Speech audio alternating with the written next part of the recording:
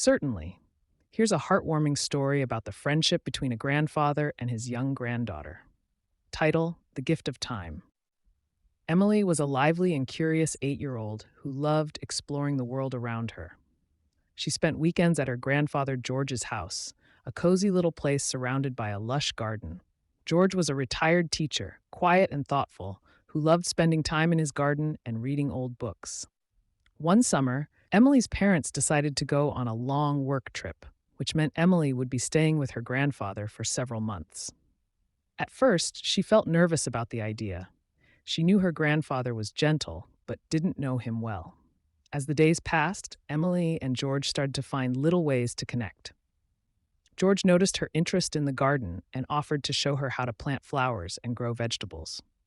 Together, they planted seeds, watered the garden, and watched tiny sprouts push through the soil. Emily asked questions about each plant, and George patiently explained. He told her stories about when he was young and how he had learned to garden from his own father.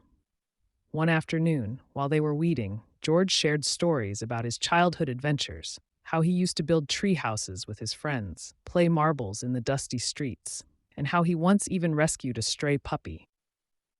Emily listened with wide-eyed wonder, realizing that her grandfather had been young once, just like her.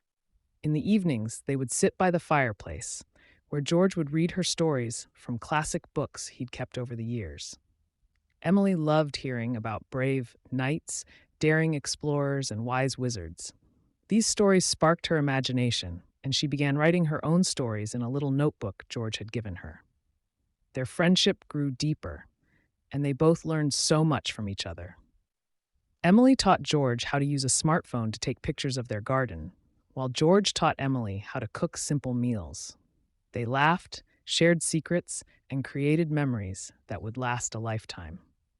When the summer ended and Emily's parents returned, she felt a little sad to leave her grandfather's house.